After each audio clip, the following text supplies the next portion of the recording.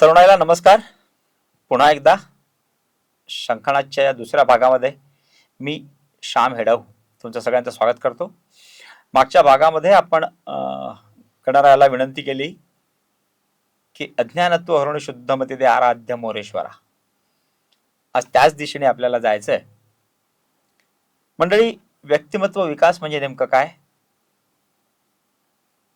तो का करायचा आणि कशा पद्धतीने करायचा, अशा टप्प्याटप्प्याने आपण जाणार आहोत. मग मागच्या भागात आपण बघितलं होतं की पर्सनॅलिटी हा शब्द जेव्हा जेव्हा आपण उच्चारतो तेव्हा तो नेहमी इतरांसाठी उच्चारतो, तो स्वतःसाठी उच्चारायला शिका. हे व्यक्तिमत्व आपण नेहमी जे विचार करतो किंवा व्यक्तिमत्व आपण जेव्हा म्हणतो किंवा दुसऱ्याची पर्सनॅलिटी चांगली आहे असं जेव्हा आपण म्हणतो तेव्हा व्यक्तिमत्व म्हणजे नेमकं काय याचा कधी आपण विचार केलाय का? आपण कुठल्या गोष्टी पाहतो आणि म्हणतो की पर्सनॅलिटी चांगली आहे. एखाद्या व्यक्तीचे डोळे चांगले असणं म्हणजे त्याची पर्सनॅलिटी चांगली आहे का? एखाद्या व्यक्तीचे केस चांगले असणे म्हणजे त्याची पर्सनॅलिटी चांगली आहे का? एखाद्या व्यक्तीची बॉडी लँग्वेजच चांगली असणे म्हणजे त्याची पर्सनॅलिटी चांगली आहे का? याचा विचार आपल्याला करावा लागेल. असं न होता पर्सनॅलिटी म्हणजे नेमकं काय किंवा व्यक्तिमत्व म्हणजे नेमकं काय अगदी ढोबळमानाने जर विचार केला तर सगळ्यात पहिला भाग येतो तुमचं राहणीमान कसं आहे. दुसरा भाग येतो तुमचे आचार विचार कसे आहेत. तिसरा भाग येतो तुमचं संवाद कौशल्य कसं आहे. चौथा भाग तुमचा दृष्टिकोन कसा आहे. आणि पाचवा भाग येतो तुमचं बुद्धी चातुर्य कसं आहे. मला असं वाटतं की या 5 गोष्टींकडे आपण जर साकल्याने विचार केला तर या 5 गोष्टींचा समूह म्हणजे तुमचं व्यक्तिमत्व. 1 तुमचं राहणीमान, 2 तुमचे आचार विचार, 3 तुमचा दृष्टिकोन, 4 तुमचं संवाद कौशल्य आणि 5वा तुमचं बुद्धी चातुर्य. पहा, या 5 गोष्टींमध्ये बदल करता येऊ शकतो का हा विचार करा. आता तुमचं राहणीमान बदलता येऊ शकतं का? उत्तर येतं हो. आज आपण ज्या पद्धतीने राहतो त्या पद्धतीमध्ये बदल करता येणं सहज स्वाभाविक आहे. इच्छा असली पाहिजे, सगळे बदल सहज शक्य होऊ शकतात. आचार विचार बदलता येऊ शकतात का? उत्तर येतं हो. आचार म्हणजे लोणचं नाही बरं का. आचार म्हणजे आचरण. 4 चौघांमध्ये तुम्ही कसे उठता, बसता, वागता, बोलता, चालता, फिरता, या सगळ्या गोष्टींकडे समाजाचं लक्ष असतं. तुम्ही ज्या वेळेस सरळ मार्गाने जात असता तोपर्यंत समाज याची दखलही घेत नाही, त्याकडे तो जाणीवपूर्वक तुम्हाला काही बोलणारही नाही. पण जर समजा तुमचा आचरणात थोडाफार बदल झाला, तुमचं पाऊल समजा चुकीचं पडलं, तर हा समाज तुम्हाला बोलायला मागे पुढे पाहत नाही. आणि म्हणून आपलं आचरण कसं आहे हे खूप महत्वाचं आहे. तुमचं राहणीमान तुम्ही बदलवू शकता, त्याचा व्यक्तिमत्वावर खूप मोठा प्रभाव पडतो.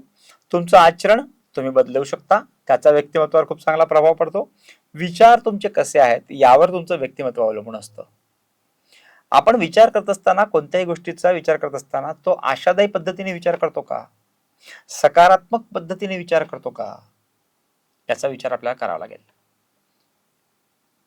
आचार विचार जर चांगले असतील तुमच्या व्यक्तिमत्वाला एक वेगळेपणा निश्चितच प्राप्त होत असतो.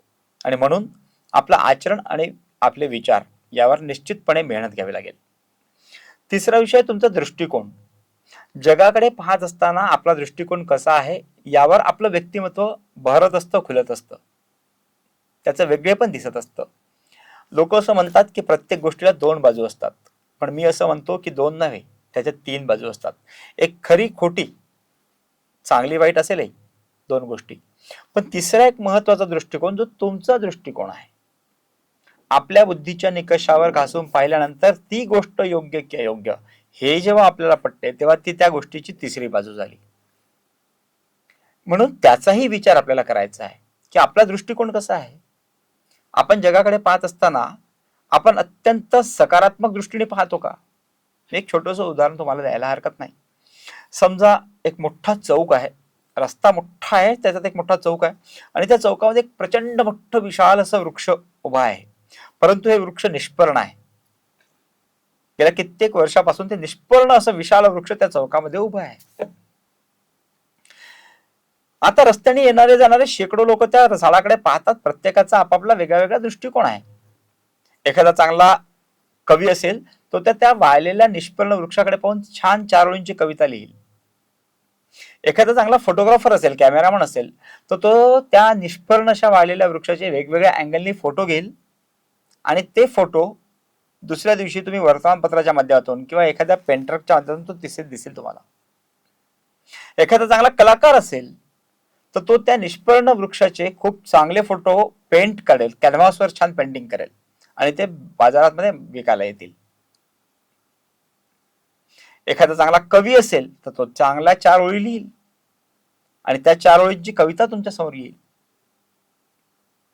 कुणी एखादा विकासात्मक दृष्टिकोन घेऊन येणार असेल तर काय अरे अगदी चौकामध्ये एवढं मोठं झाड आहे, या झाडाचं काही काम नाही, झाडाला तर पानं नाही काहीच नाही, ते झाड तोडून टाकायला हवं, हा चौक मोठा होईल आणि सुंदर इथे छानपैकी चांगलं काम करता येईल, वाहतुकीला रस्ता मोकळा होईल.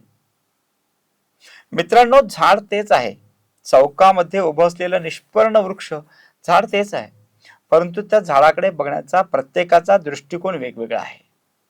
तसंच आपण जगाकडे पाहत असताना, आपण एखाद्या गोष्टीकडे पाहत असताना, आपण एखाद्या कुठल्या प्रश्नाकडे पाहत असताना, समस्येकडे पाहत असताना, एखाद्या आव्हानाकडे पाहत असताना आपण नेमकं कोणत्या दृष्टीने पाहतो याच्यावर सुद्धा आपलं व्यक्तिमत्व अवलंबून असतं. म्हणून आपला दृष्टिकोन नेहमी सकारात्मक राहील, तो आशादायी राहील आणि नेहमी स्वतःच्या बुद्धीच्या निकषावर घासून पाहूनच मी एखादी गोष्ट बघेल, हा विचार डोळ्यासमोर ठेवून आपल्याला आपल्या व्यक्तिमत्वाला बदलायचं आहे. चौथा मुद्दा येतो तुमचं संवाद कौशल्य. लोक असं म्हणतात की first impression is last impression.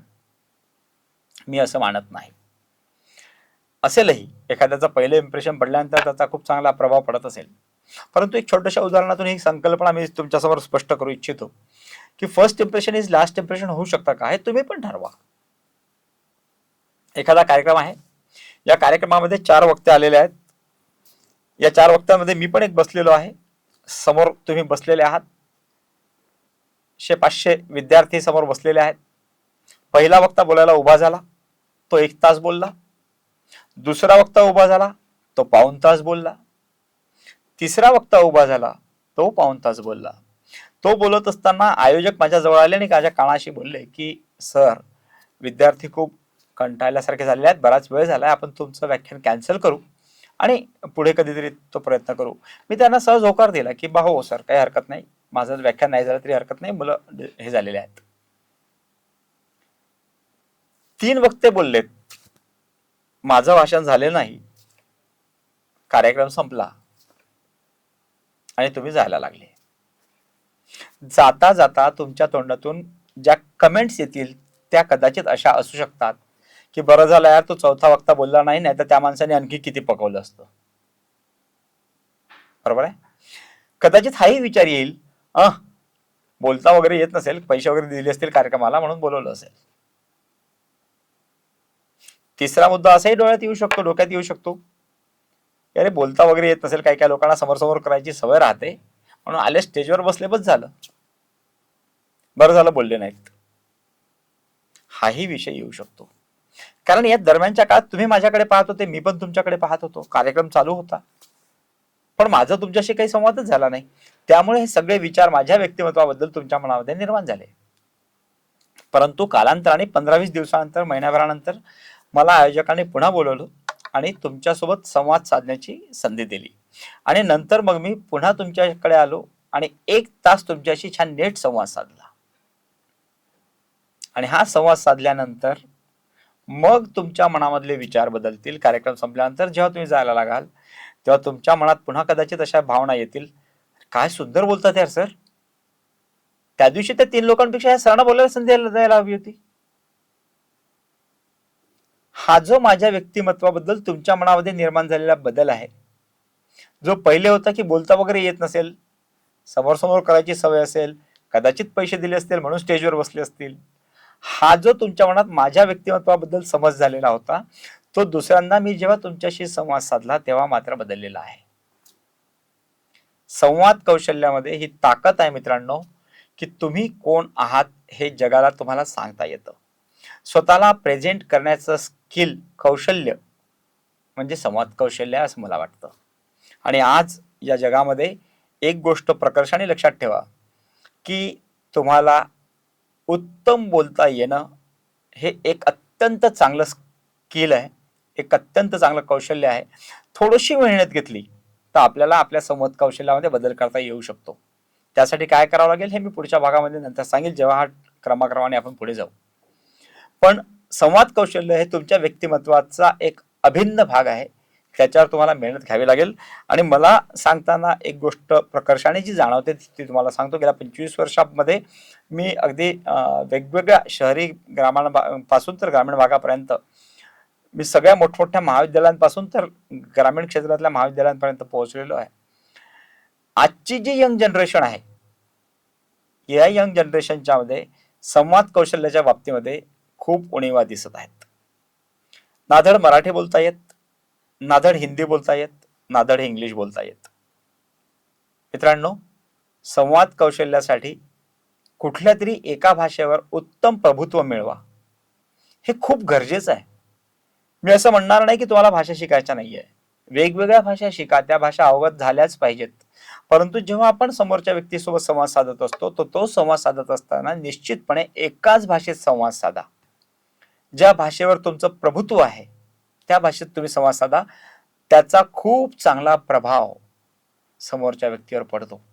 हे गरजेचं नाही आहे की इंग्लिश बोलल्यामुळेच तुमच्या व्यक्तिमत्वामध्ये बदल होतो किंवा इंग्लिश बोलल्यामुळेच तुमचं इम्प्रेशन पडतं, असा भाग नाही. हिंदी बोलल्यामुळे तुम्ही समाजामध्ये एक तुमची वेगळी प्रतिष्ठा निर्माण होते, असाही भाग नाही. मराठी बोलल्यामुळे सुद्धा तुमच्या व्यक्तिमत्वाचा तितकाच चांगला प्रभाव समोरच्या व्यक्तीवर पडू शकतो. गरज आहे ती तुमच्या मराठीवर असलेल्या प्रभुत्वाची. आजकाल मराठीमध्ये बोलणं म्हणजे कमीपणा वाटायला लागला आहे. न्यूनगंड निर्माण झालेला आहे मराठी विद्यार्थ्यांमध्ये की आपल्याला हिंदी बोलता येत नाही किंवा आपल्याला इंग्लिश बोलता येत नाही. मित्रांनो, हा न्यूनगंड बाजूला करा. संवाद कौशल्याच्या माध्यमातून बोलत असताना मला हे सांगायला आवडेल की आपली जी मातृभाषा असते ना, त्या मातृभाषेतून व्यक्त होणं, अभिव्यक्त होणं हे अधिक चांगलं असतं. तुम्ही अधिक चांगल्या पद्धतीने ती भाषा, तो विषय समोरच्या व्यक्तीपर्यंत पोहोचवू शकता. आणि म्हणून तुमच्या व्यक्तिमत्वाला खऱ्या अर्थाने जर बहार यायचं असेल, ते जर फुलवायचं असेल, तर तुमच्या मातृभाषेतून संवाद साधायला प्राधान्य द्या. इंग्लिशही शिका, हिंदी शिका, फ्रेंच शिका, जापनीज शिका, पण आपल्या मातृभाषेतून संवाद साधणं हे तितकंच गरजेचं आहे. कारण संवाद कौशल्य हा व्यक्तिमत्व विकासाचा एक अत्यंत प्रभावी पैलू आहे, ज्यावर मी स्वतंत्र बोलेन. 5वा मुद्दा येतो तुमचं बुद्धिचातुर्य. भगवंताने प्रत्येकाला 24 तासांचा एक दिवस दिलेला आहे आणि प्रत्येकाला एकच डोकं दिलेलं आहे. आता या डोक्याचा वापर आपण कशा पद्धतीने करतो आणि आपल्याला दिलेल्या 24 तासांचा वेळाचा वापर आपण कशा पद्धतीने करतो याच्यावर आपलं बुद्धिचातुर्य अवलंबून असतं. छोटंसं उदाहरण तुम्हाला देता येईल की ओसामा बिन लादेन हे नाव तुम्हाला सगळ्यांना माहिती आहे.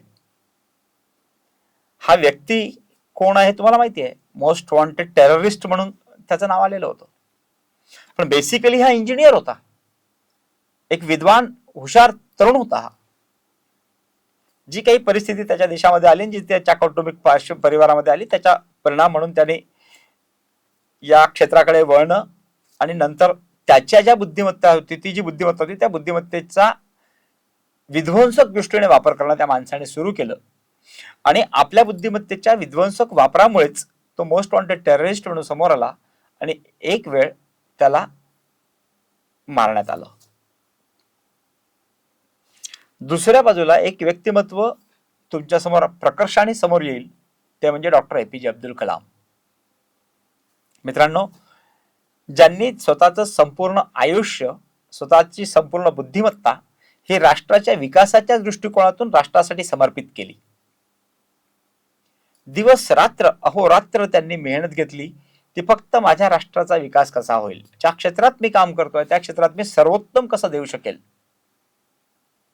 एवढंच कशाला, ज्यावेळेस त्यांना विवाहाचा प्रस्ताव करून आलेला होता आणि मुलगी पाहण्याचा कार्यक्रम ज्यावेळेस ठरला होता, तर तो कार्यक्रम तुमच्या आमच्यासारखे जर सामान्य मुलं मुली असतील तर आपल्याला तो दिवस आणि वेळ लक्षात राहते. परंतु डॉक्टर APJ अब्दुल कलाम तो दिवस विसरून गेले, त्यांच्या ते लक्षातही राहिलं नव्हतं. इतकी समर्पण वृत्ती, इतकी समर्पण भावना त्या व्यक्तीमध्ये होती की त्या माणसाने संपूर्ण बुद्धिमत्ता ही राष्ट्राच्या विकासात्मक कार्यासाठी वापरली आणि त्याचा फायदा काय झाला? जे नाव राष्ट्राला माहित नव्हतं ते नाव अचानक समोर आलं आणि या देशाच्या सर्वोच्च पदावर ते जाऊन पोहोचले. देशाचे राष्ट्रपती म्हणून, एक मिसाईल मॅन म्हणून आपण त्यांना ओळखतो. आपल्या बुद्धिमत्तेचा वापर आपण कशा पद्धतीने करावा हे आपल्या हातात आहे मित्रांनो. हल्ली आपल्याजवळ जो वेळ आहे 24 तासांचा, या 24 तासाच्या वेळेमध्ये आपला किती वेळ स्क्रीनवर चाललेला आहे, मोबाईल असो, कम्प्युटर असो, लॅपटॉप असो किंवा टीव्ही असो, यावर किती वेळ चाललाय याचा विचार करा. आपली बुद्धिमत्ता कशा पद्धतीने विकसित करता येऊ शकते याच्यावर मी तर बोलणार आहेच, पण माझ्या बुद्धिमत्तेला मी चांगल्या पद्धतीने कशा वापरू शकेल याचा विचार करा. माझी बुद्धिमत्ता ही माझ्या हातात आहे. माझ्या डोक्यावर माझं नियंत्रण आहे. माझ्या डोक्याला, माझ्या विचारांना मी दिशा देईल हा विचार सगळ्यात पहिले डोळ्याच्या समोर ठेवा. अगदी ताठ मानेने जगायला शिका. त्याच्यासाठी स्वतःची बुद्धी वापरायला शिका. लोकांनी सांगितलं म्हणून त्याच्या पाठीमागे धावणं, लोकांनी एखादा विषय उचलला म्हणून त्याच्या पाठीमागे वाहवत जाणं, हे न होता स्वतःच्या बुद्धीला काय पटतं, काय योग्य अयोग्य आहे ते पटतं का याचा विचार करायला शिका. थोडा वेळ थांबा, क्षणभर थांबा, विचार करा आणि पटत असेल तर मग पुढे जायला हरकत नाही. पण बुद्धिचातुर्य हा सुद्धा व्यक्तिमत्व विकासाचा एक अत्यंत महत्वाचा पैलू आहे. आणि म्हणून पुन्हा एकदा सांगतो, व्यक्तिमत्व म्हणजे नेमकं काय? तर एक तुमचं राहणीमान, दुसरं तुमचा आचार विचार, तिसरं तुमचा दृष्टिकोन, चौथा तुमचं संवाद कौशल्य आणि पाचवं तुमचं बुद्धिचातुर्य. या 5 मुद्द्यांच्या भोवती तुमचं व्यक्तिमत्व रेंगाळत असतं. या 5 मुद्द्यांच्या अनुषंगानेच आपण विचार करायला हवा आणि नंतर म्हणावं की एखाद्या व्यक्तीचं व्यक्तिमत्व चांगलं आहे. तर या 5 मुद्द्यांच्या अनुषंगाने आपण पुढे जाणार आहोत. आता विषय उरला आहे तो विकासाचा. व्यक्तिमत्व विकास, त्याच्यामुळे व्यक्तिमत्व आपण माहित करून घेतलं. विकास म्हणजे नेमकं काय? मित्रांनो, विकास ही एक सतत चालणारी प्रक्रिया आहे. लॉंग टर्म कंटिन्यूड प्रोसेस असं आपण ज्याला म्हणतो. आज मी या ठिकाणून बोलतो आहे, शंखनादच्या माध्यमातून तुमच्याशी संवाद साधतो आहे. 2026 साल आहे आणि जून महिना आहे. पण आज जे मी बोलतो आहे व्यक्तिमत्व विकासाच्या अनुषंगाने, तो मुद्दा आज पुरता किंवा येणाऱ्या काही काळापुरता जरी सिद्ध ठरत असला तरी येणाऱ्या काळाच्या अनुषंगाने आपल्याला सातत्याने अपडेट होत राहावं लागणार आहे. सातत्याने, सतत चालणारी प्रक्रिया आहे. आज ज्या गोष्टींची समाजाला गरज आहे, मार्केटला गरज आहे, आज ज्या गोष्टींची राष्ट्राला गरज आहे, त्या अनुषंगाने स्वतःच्या व्यक्तिमत्वामध्ये विकास बदल करून घेणे आणि त्या अनुषंगाने स्वतःला राष्ट्रासाठी उभं करणे ही एक गोष्ट वेगळी. कदाचित पुढच्या 10 वर्षानंतर व्यक्तिमत्व विकासाच्या अनेक संकल्पना बदललेल्या असतील. कदाचित 25 वर्षानंतर व्यक्तिमत्व विकासाच्या संकल्पना, पद्धती बदललेल्या असतील. म्हणून स्वतःला सातत्याने अपडेट करत राहणं, क्षणाक्षणाला जगामध्ये जे बदल होत चालले त्या बदलांचा स्वीकार करणे आणि त्या बदलांचा स्वीकार करत असताना त्याच्याकडे आव्हान म्हणून पाहणे आणि त्या आव्हानाला भेटणे हे गरजेचं आहे. आणि म्हणून व्यक्तिमत्व विकासाच्या याच्यातला विकास हा टप्पाही तितकाच महत्वाचा आहे. हा विकास आपल्याला सातत्याने करत राहायचा आहे. आपण नेहमीसाठी स्वतःसाठी काय वेळ देऊ शकतो याच्यावर स्वतःच्या व्यक्तिमत्वाचा विकास अवलंबून आहे. रोज स्वतःसाठी 10 मिनिटं 15 मिनिटं काढा. रोज स्वतःसाठी अर्धा 1 तास काढा. व्यक्तिमत्वाच्या विकासाला, व्यक्तिमत्व विकासाला जर एक वेगळं वळण द्यायचं असेल, आपल्या व्यक्तिमत्वाला जर काही वेळ द्यायचा असेल, त्यात काही बदल घडवून आणायचा असेल तर हा स्वतःसाठीचा वेळ खूप आवश्यक आहे. त्यासाठी हा वेळ काढणं महत्वाचं आहे. या वेळातून सगळ्यात पहिल्यांदा तुम्ही स्वतःला वेळ देत असताना तो वेळ फक्त आणि फक्त स्वतःचाच राहील याची काळजी घ्या. त्यावेळेस तुमचा लाडका, तुमचा प्रिय, जीवाभावाचा असलेला तुमचा मोबाईल हा तुमच्या जवळ नको. फक्त तुम्हाला स्वतःला वेळ द्यायचा आहे. स्वतःसाठीच 15 मिनिटं वेळ द्या. सुरुवातीला 10 मिनिटं द्या, 15 मिनिटं द्या. हळूहळू हा वेळ वाढवत नेता येतो का पहा. ज्या दिवशीपासून, ज्या क्षणापासून तुम्ही हा स्वतःला 10-15 मिनिटांचा वेळ देणं सुरू कराल, मी तुम्हाला सांगतो आणि अगदी विश्वासाने सांगतो की पुढच्या महिन्याभरामध्ये तुमच्यामध्ये आमूलाग्र परिवर्तन झालेलं तुम्हाला स्वतःला जाणवेल. हा जो स्वतःसाठी वेळ देत आहात त्याचं काय करायचं त्या 10-15 मिनिटांमध्ये काय करायचं आणि व्यक्तित्व विकासाच्या वेगवेगळ्या टप्प्याच्या अनुषंगाने आपण भेटणार आहोत पुढच्या भागामध्ये. तोवर नमस्कार.